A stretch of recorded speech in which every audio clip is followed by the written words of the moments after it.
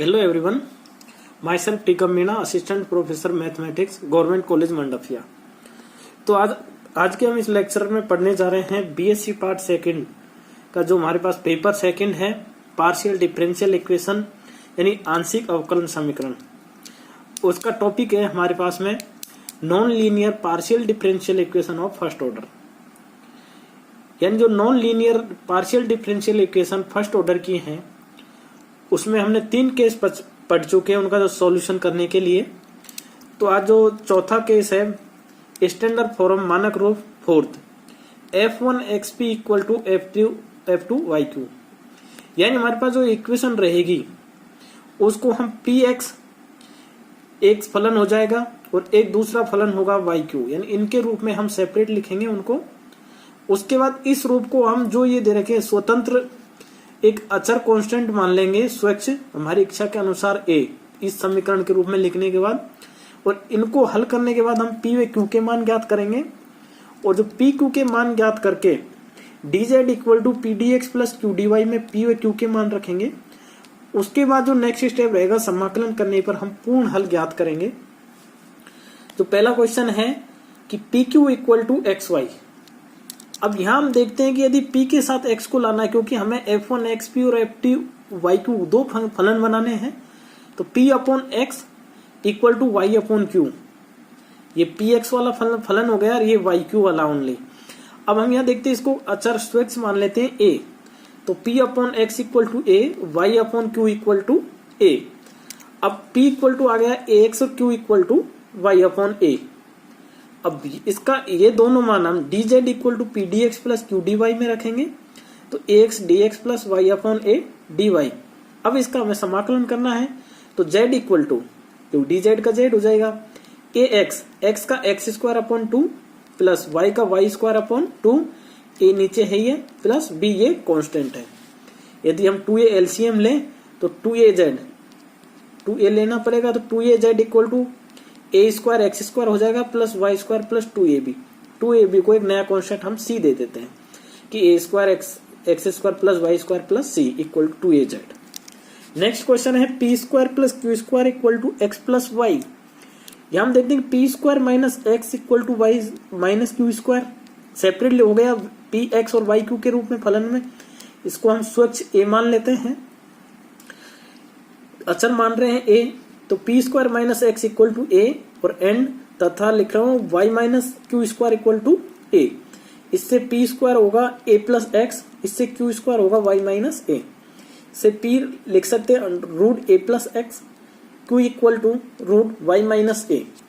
इसकी वैल्यू हम dz equal to P D x plus Q D Y में रखते हैं, तो इसकी वैल्यू आती है root under root X plus A D x plus under root Y minus A D Y.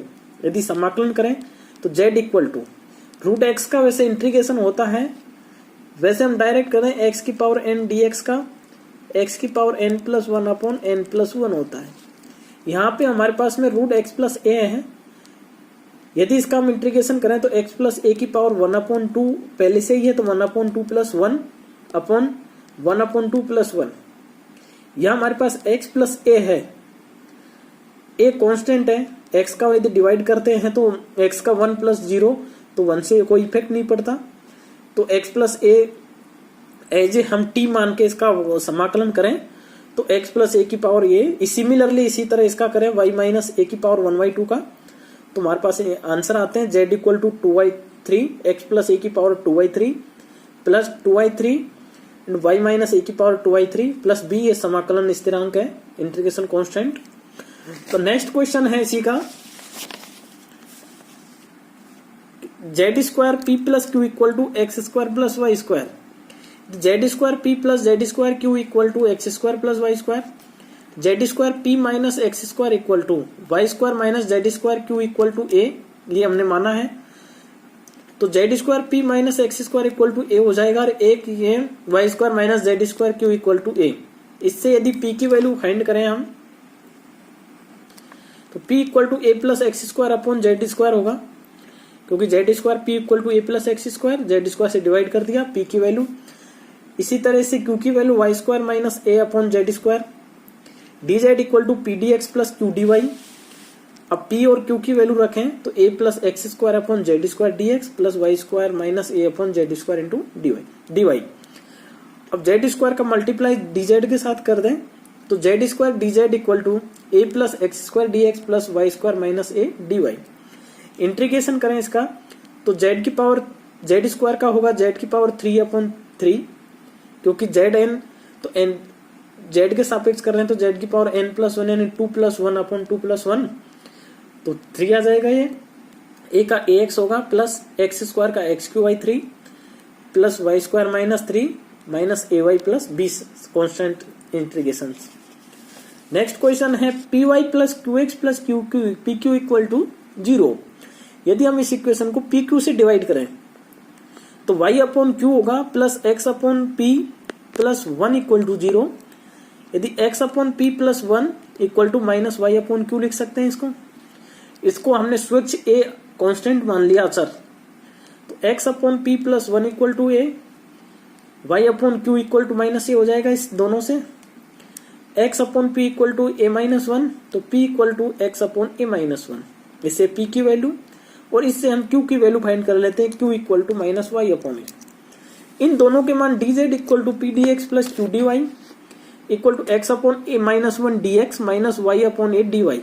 यदि इसका हम इंटीग्रेशन करें समाकलन करें तो z इक्वल टू एक्स का एक्स स्क्वायर अपॉन 2 तो x square upon 2 a into a minus 1 minus y square upon 2 ए, क्योंकि y का इंटीग्रेशन वाई स्क्वायर अपॉन 2 होगा, a नीचे पहले से ही है प्लस 20, ये समाकलन स्थिरांक है।